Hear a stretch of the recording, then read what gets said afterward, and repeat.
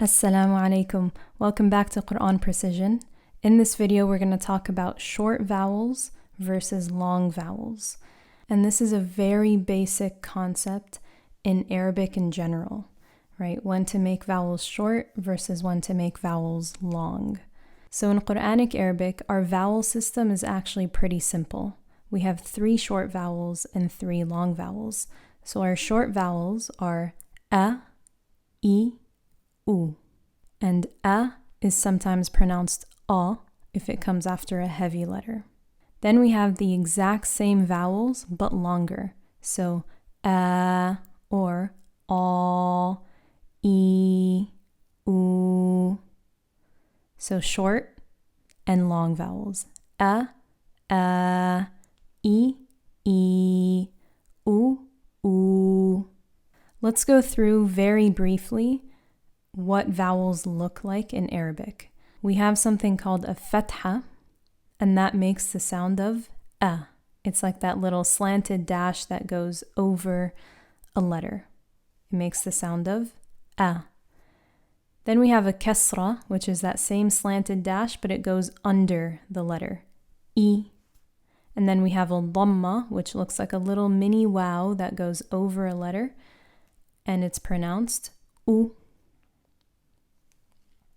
So if you put it on letters, fatha, la, kha, kasra, li, khi, dhamma, lu, khu. So those are our short vowels. Long vowels are exactly the same, but longer. For long vowels, we're still going to have that same fatha, kasra, and dhamma, but there's going to be something added to it to tell us that it's long. So for the fatha, if you see an alif after it, that tells you that it's going to be the fatha sound, but long. So, a. Kasra, if you see a ya after it, it's going to be long. I. And for dhamma, if you see a waw after it, it's also going to be long. U. I do want to point out that this ya after the kasra and this waw after the dhamma technically have sukoon, but you will not see anything written on top of it. So it's going to be a ya empty of any vowel and a waw empty of any vowel. Okay? If you see a kasra followed by a ya with, say, for example, a fatha, then that will not be a long sound. That ya has to be empty of any vowel. So if we put these vowels after letters, for the long sound of fatha, we have ba, ma, fa, ka. For the long sound of kasra, we have bi, mi, fi, ki.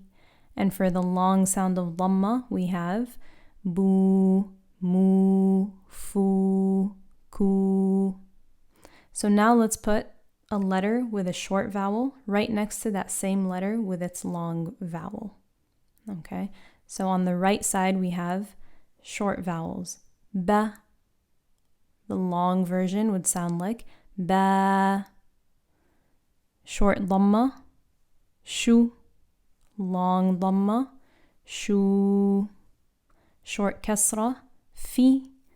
Long kasra, fi.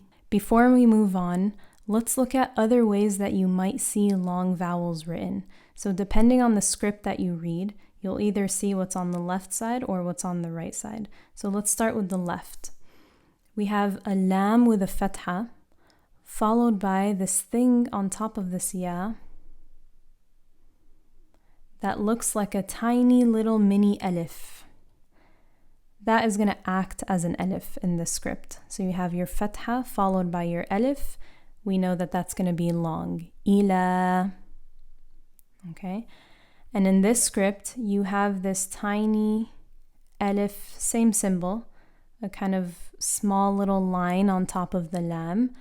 And that tells you that it's going to be the long sound of fatha as well. Ila. For the long sound of kasra, if you have a kasra on the letter followed by this symbol, this is actually a small ya. So same thing, you have a kasra followed by ya, it's going to be a long kasra vowel. So you're going to pronounce this bihi. And if you read from this script, you'll see that same kind of small line that we saw in the previous example with the long sound of fatha, but this time that small line is going to be under the letter. And if you see that line under the letter, that means that it's going to be the long kasra vowel. So, bihi. And for dhamma, if you have a dhamma followed by this tiny little mini wow next to the letter, you're going to pronounce it as the long sound of dhamma. So, innahu. Okay, and if you read from this script, you'll see this kind of upside down dhamma looking thing on top of a letter, and that tells you that it's going to be the long dhamma vowel as well, pronounced innahu. So now that we talked about how to identify when to make a vowel long and when to make a vowel short, now let's talk about why it all matters. So as we talked about at the beginning of this video, this concept of long and short vowels is a very basic concept in the Arabic language in general. Because it has to do with the actual word itself, if you change the length of a vowel, you can potentially be changing the meaning of the word itself. So now let's see some examples of words that are exactly the same. The only difference is the length of a vowel, and we'll see how it changes the meaning of the word. So first one, on the right side, we have the word qatala with a short fatha vowel on the qaf. Qatala, and that means he killed.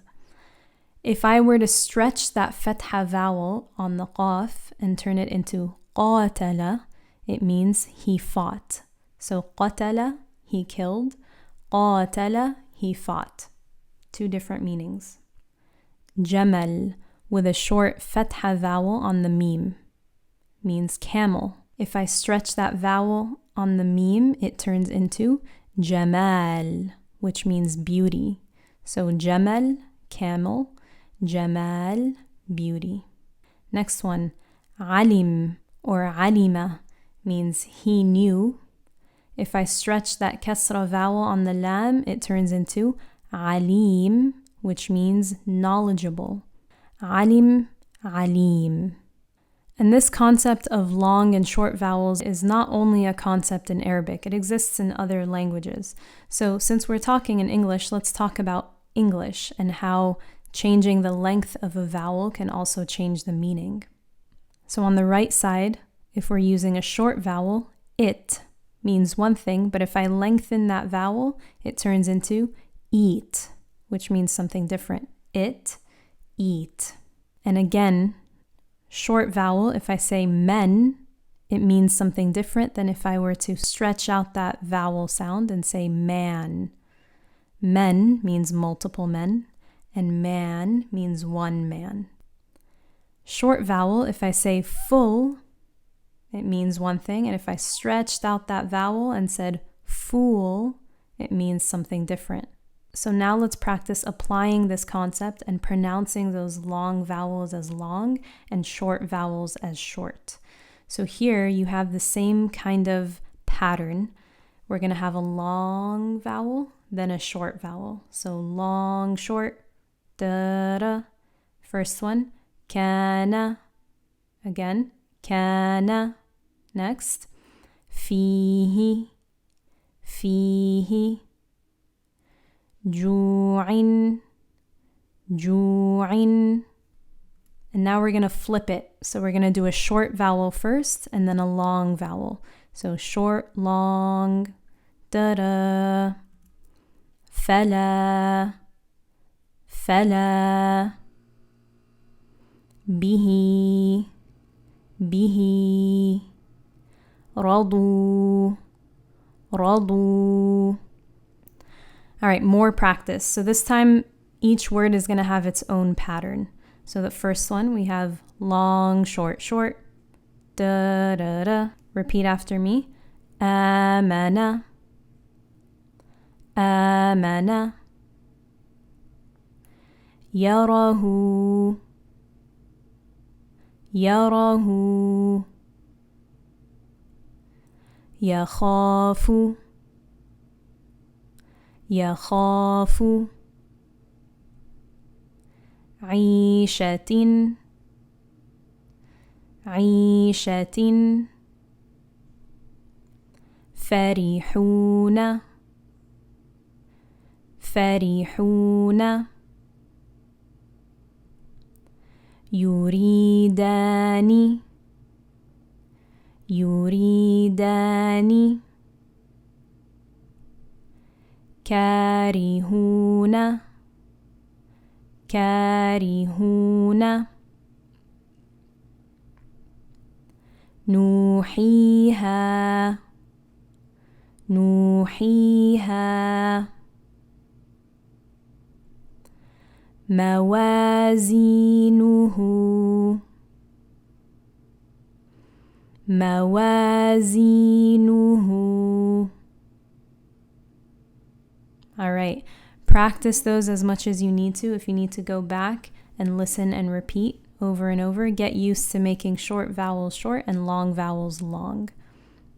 And as a quick recap, the way we know that a short vowel is short is if we see a fatha, kasra, or dhamma on a letter. Those make the sounds of a, I, u. And a long vowel is going to use those same fathas, kasras, and dhammas, except the fatha is going to be paired with an alif, the kasra is going to be paired with a ya, and the dhamma is going to be paired with a waw. So those are the sounds of a, I, u. Alright, that's it for this video on short vowels versus long vowels. Thank you. If you liked this video, don't forget to give it a thumbs up and subscribe to my channel. And if you're looking for more learning and practice, go to speechprecision.com to schedule your free pronunciation assessment. I'll be able to tell you exactly what you need to improve your Quran recitation and pronunciation.